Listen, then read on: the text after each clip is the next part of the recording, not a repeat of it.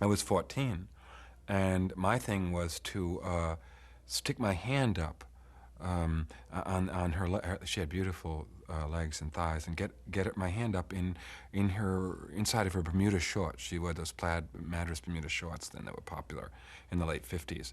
And then I wouldn't go any further. I think I was terrified to. I think once I did, and maybe I touched some pubic hair. I don't remember. It was like really scary. And then I'd have my hand on her, and I'd be fully dressed, and then I would dry hump her, and I'd come in my dungarees and show her the spot, and then we'd go have a vanilla Coke, you know? And that was about it. I was excited. I felt satisfied, and I assumed she was from that, you know, just being this like pillow under me, I guess, flesh pillow. In fact, I had pinups on my wall, but not on my wall. I hid them behind the door, so that my mother, only if we had a cleaning woman, so my mother didn't dust behind the door. But one day she opened the door and found it was the classic Marilyn Monroe. It was a good old airbrush job, so it was nothing like we have today in Hustler. It was Marilyn Monroe stretched out on that red velvet. I remember that one in color. And she took them all down without me knowing it, and took them down into the sunroom and laid them out on the coffee table and invited me in, and she sat down and she pointed at them and said something to the effect that these give you disturbing thoughts and bad ideas. I mean, my mother used to talk to me, you know, over and over about how I must never have intercourse out of wedlock. And it took me a long time to learn that just a way to throw would be to say, but Mom, what if I never get married? You know, which would be that's a whole new inconceivable thing. What? You would never get, why? And it would just end right there. Or what if I got married at 40? You know? So there was this game going on between my mother and I. And I think to some extent also my mother was competitive and jealous, and there was a real strong Oedipal thing going on between her and all three of her sons, and a lot of blatant and couched and under the surface seduction going on. I only walked in on my mother and father once when I was a little kid, and they were in bed together, and they had the quilt over them. I remember it was a blue quilt. I must have been 5 years old, and I said, what are you doing? And my mother was able to say from, I don't know what position she was in, but they were like a sandwich under a blue quilt, like it was like a cartoon.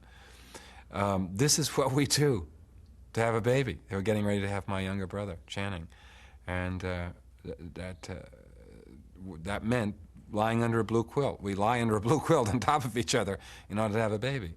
And that was all I remember about my parents' sexuality. Although my mother, again, back to that, I think, which is a big issue with me. I mean, I think, if anything, that is where I'm different from the other boys, besides the Christian Science and being put in with the Italians, is that I had a very seductive mother. And she used to bathe in the bathtub, and we let us walk in and out. We go in and use the toilet. My father would be yelling downstairs, "Are you letting, so it's this competition going on. Are you letting the boys see you in the bathtub naked, again?" And so that was my first fix on a real live naked lady.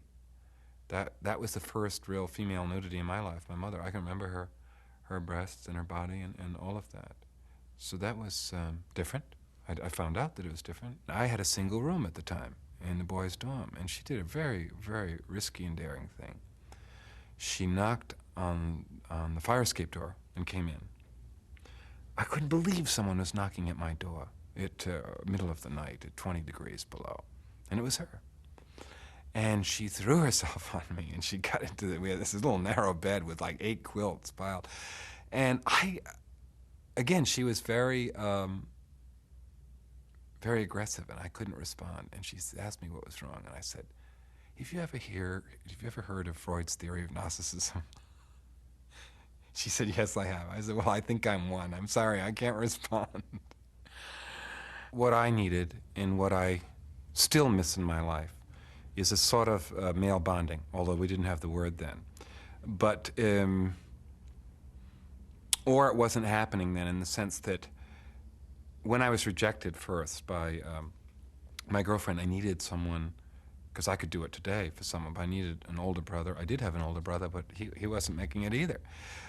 Say, hey, don't get hung up in here. There are more fish in the sea.